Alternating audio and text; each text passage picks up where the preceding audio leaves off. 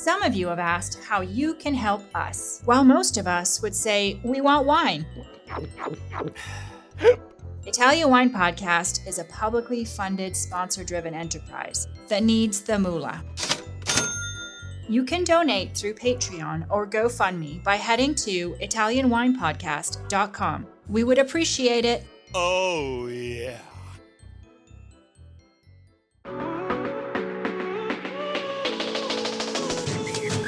Welcome to The Next Generation.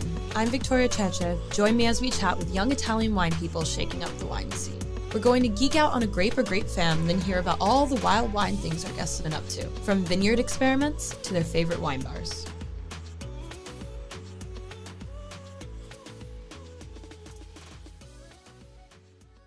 Welcome. My name is Victoria Cece, and this is the pilot episode for the brand new segment on the Italian Wine Podcast, where we hang out with super cool young Italian wine people shaking up the wine scene. For the first episode, I was watching the Mama Jumbo Shrimp video on YouTube when Stevie went to the Soave region, and it got me thinking a little bit about Garganega, which grows not too far from Verona, just about east of here. And the video, which you'll be able to find the link on the podcast. And it inspired me, one, to, first of all, learn up a little bit about Garganega. I mean, I know a decent chunk about Garganega, but also to, interview someone who knows a lot about Garganega. So first, before we bring on our producer today, our Italian wine producer today, I'm going to read a little bit about Garganega from our Italian Wine Unplugged book, just to give you those straight facts instead of me going on a bit of a rant. And then we're going to get into the interview. So I don't know how much you all know about Garganega, but it's actually one of Italy's oldest and most important grapes. It is behind the famous wines of Soave, which come in many different styles. Going straight to the book here, we have a little bit of a fun fact. Garganega Dorato, which is said to be a biotype of Garganega, which grows in Sicily. Well, to say Garganega has a lot of different biotypes because it is one of Italy's oldest varietals. And Garganega Dorato in Sicily is actually one that many believe is a biotype, and you can see the distance it's traveled, which is incredible. Moving back to the Veneto, where Garganega grows, we have various amounts of DOCs and DOCGs. From Soave DOC, Soave Superiore DOCG, Recioto di Soave, and then you have Gambellara, you have Bianco di Custosa, and so on and so forth. So coming to Soave, talking about it in the glass, I feel like that might be something better saved for our producer to talk about, because he works hands-on with the grapes, and I'm going to invite him in very shortly.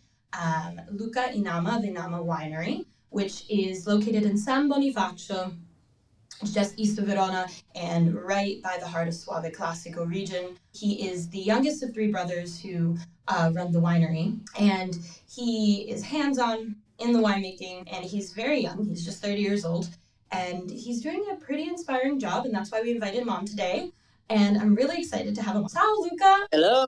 How are you? I'm good, thank you. You? I am doing well. Thank you for coming on today. Thanks to invite me. Absolutely. So you are with Inama Winery. You are the youngest of the three brothers. That's correct, right? Exactly. How does that feel? Well, for sure, we don't get bored. Every day improvement, and of course, every day keep in touch with the team, my brothers. Of course, being the youngest, you are the one you have more to learn, and with less experience, but of course, step by step must be gained. Of course. And so how did you get into winemaking? What led you to that? Did your parents force you? Were you always inspired by wine growing up? Well, for sure, I've been always inspired by tasting wines. That is the most important thing, because only tasting other regions, other varieties, wines, you can understand better how you could improve, or what is missing in your wine, because you couldn't imagine. And that is the first point. Secondly, of course, I've been always fascinated by the world wine, because it was one of the main topic at our family table uh, in almost every day of the year. So nobody forced me, but I really liked it from the beginning. So it's something very natural for me. Do you feel that your approach to winemaking is something similar to your father and your parents, or do you feel like you're taking a different approach? The approach is changing year by year. I think if you taste the wines right now and you would have tasted the same labels a few years ago, there is a big gap between the times. Not only because of me, of course, but it's a journey, a journey of improvement. And both on whites and reds, we are really pushing on quality between vineyards, where we are always more precise and try to understand how better manage these hotter and hotter vintages as well. The vintages becoming hotter and you experiencing these different elements of climate change, how do you see the future of Garganega as a grape? And specifically in the Soave Classico region. Garganega is very lucky about the climate change because it ripes quite late during October month. So the aromatic profile is not so touched by the hot weather. So on it we are quite safe. And of course the best we can do is to protect the grapes under the leaves and try to manage to preserve as much freshness as we can. Then between these and make it happen with a vintage like 40 degrees almost all the summer long is not so easy.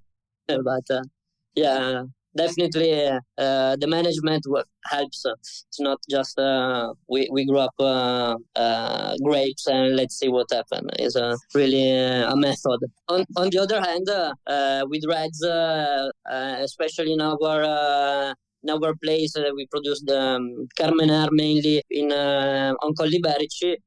Carmenère really loves hot weather, and a season allows it to get ripe. So not all the eggs in the same basket. We have we try to win in every season in some way. So you're finding a balance. Yeah. So anyway, we changed a bit strategy this year because we kept everything under the leaves. Even for reds, we have tried to preserve the aromatic compounds as much possible, because when the heat start to beat is quite hard. And also dryness played a bad role this vintage, but on that I mean you can play with the hot condition. You cannot switch on the aircon. Oh yeah, definitely not. Definitely not. Mother does not allow that. Well, dialing it back, just to go back to Soave a little bit and Garganega. So I noticed that you've done, before you were stable in the Veneto, committed to the winery. You did a bit of traveling for studies and work. And through your travels and now, how do you find the acceptance of Soave Classico among consumers, particularly young consumers? Do you feel people like it? Do you think it has ways to go? Do you think Garganega could be the sexy new grape for young wine drinkers? Are you enjoying this podcast? Don't forget to visit our YouTube channel, Mama Jumbo Shrimp, for fascinating videos covering Stevie Kim and her travels across Italy and beyond, meeting winemakers, eating local food, and taking in the scenery. Now back to the show.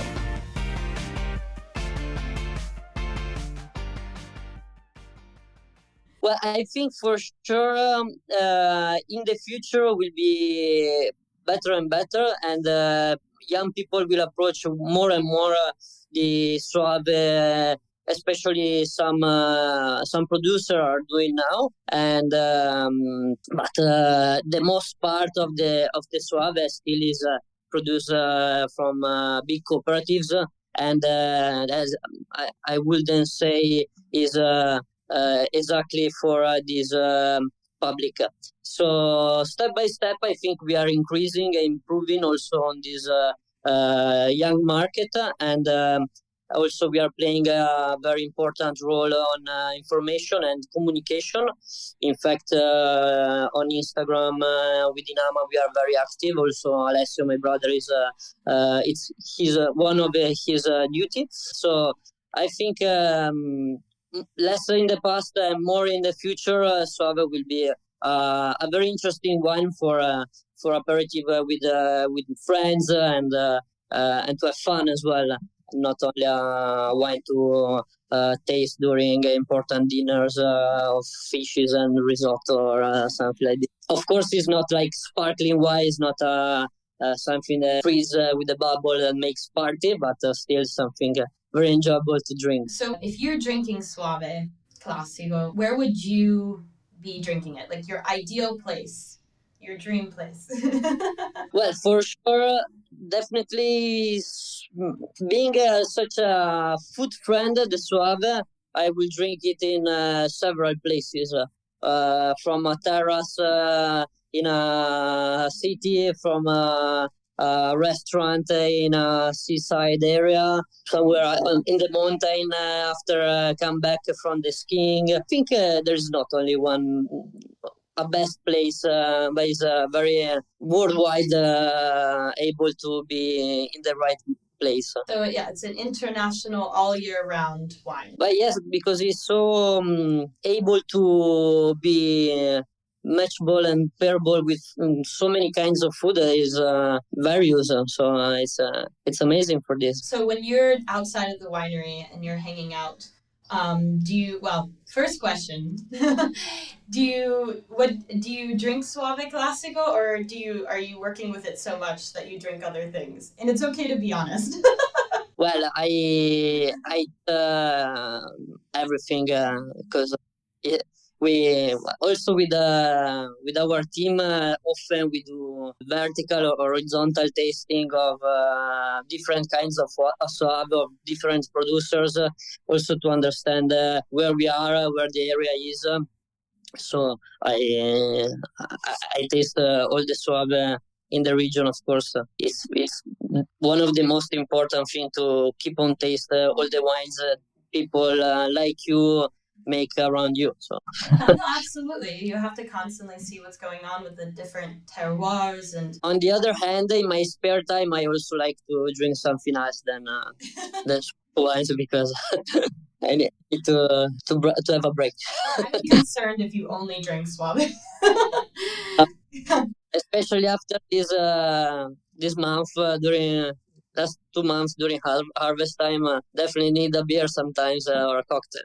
Oh, absolutely. And on that note, when you do take a break from the winery, I mean, granted, wine is a lot about experience and the people around you and sharing it. So are there any places or things you like when you escape from the barrels? When you're not sleeping in the barrels? Well, definitely there is a very nice place in Soave. This is quite close to my place. There is the Enoteca del Soave, where I can also taste other wineries' wines, and they do very nice charcuteries and sandwiches or this kind of very easy. In the city center of Soave is very nice. Or if I go to Verona or Vicenza, bars, restaurants, there are some very interesting. But from the last 2 months of my life, not really a lot of spare time. And also in reality in the last 2 years between COVID I became father and keep on working. The spare time is always great to rest than go out to drink more than what I usually do. Well, congratulations on having a family. That's really exciting. Yeah, I'm waiting for the second in beginning of January. It's going to be a girl, and it was only 94 years. There wasn't a new girl in our family, So she's like the real new generation then. She's starting. Yeah. So you're going to put her into the vines, like carry her through. Yeah, cuddling in the cask. Exactly, cuddling in the cask. Oh my gosh, that's so precious. Oh, that's so exciting. So I totally understand why maybe wine bars aren't your first go-to nowadays. But Of course, when I can, I go. I guess one thing to ask, because I'm a big food person, is what do you enjoy really eating with your Soave Classico? Well, we actually produce 4 labels of Soave, and every one of them has got a very strong identity. I think the Vin Soave, our everyday white wine, can be easily, nicely pairable with an aperitif stuff. A pasta, something easy, something you can have. Being a little luxury for every day is something that is very approachable. Then we go with the carbonara. That is a specific cru faced completely on each side and fermented only in stainless steel. That is has got a very nice acid aromatic tension with agrum notes. And this nice acidity, balanced acidity, and can be very nice with fish that it's a really refresh your palate and clean your mouth. Then Foscarino, that is rounder. Old vineyards face southeast, so a bit more sunny. Fermented between oak and mainly barrique, used barrique, and a touch of stainless that gives the freshness. Is rounder, so can be better maybe with something fatter, so like risotto or kind of fat fish or crustaceous, something more important. And then we produce also I Palchi Foscarino Gran Cuvée from the 2019 vintage. That is for now the best expression of Garganega in Soave Classico we can give, and that is it can be pairable with something even more important, or just drink by its own, trying to distinguish all the aromatic compounds and like be quite nerd sensation, like understanding the wine. Because of course, when you taste a wine is so nice to enjoy with people, with friends. But when you eat together, it's not like very precise tasting as you do with fresh mouth and nose, but still must be enjoyed. So reality, it's only few vintages we are doing it, and it's so good that when I drink it, is not more. I don't really think about what I would eat with. It's just it's so good. I just want to. I'm guessing you have a lot of bottles for yourself to the side. Well, before we had a tasting of all the batches of Carbonara, Foscarino, I Palchi, and another label that is still top secret of Garganega. And the table of the laboratory was completely full of bottles, like 30 bottles of batches and trials and cask, barrique, parcels, and is insane the work there is behind these labels. And I think it's in the glass. You can feel it. It's in the glass. Oh, wow. And so this top secret blending is happening in San Bonifacio, so we can try to break in and find out what's happening. Stay tuned. Okay, you should keep an eye out, because I want to discover what's going on in there. To kind of wrap things up, talk about the future. Is there something that you would like to say to other young Italian wine people like yourself about Garganega and about Soave Classico? Anything that comes from your heart? Well, to the young producers like me, I would say keep on being curious and keep on being humble, because as I think everybody know, but it's important to say, you can cook only once per year, so it's very long and takes a lot of time to gain experience and to understand the factors of what happened the year before. So it doesn't make sense to feel like I arrived. This is the best I can do. Still always a process and a process of improvement and a process of sensibility of what the vintage can be done in the best way possible. So I think I really suggest a lot of hard work, because when you do something, is never like you say to somebody else to do it. So if you really want to make the best wine possible, at least the first times, you should really get dirt in your hands. And then the another very important thing I would say to all the young producers is to visit other wineries, other cellars, other vineyards to understand what your neighbor do, and without discover the wheelies round instead of square. Awesome. Well, thank you so much, Luca, for being on the pilot episode of the Next Generation podcast. Pleasure. It's been a pleasure. I hope you had some fun. And yeah, you can find Luca through Inama Winery. Thank you again. Thank you so much, Victoria, for inviting me, and thanks so much to all the people who listen this podcast. Awesome. Thank you. All right. Have a wonderful day, and we'll talk soon. Ciao. Ciao, Victoria. Ciao to everybody. Thank you. As always, a big grazie for hanging out with me today. Remember, you can catch me every Sunday on the Italian Wine Podcast, available anywhere you can get your pods.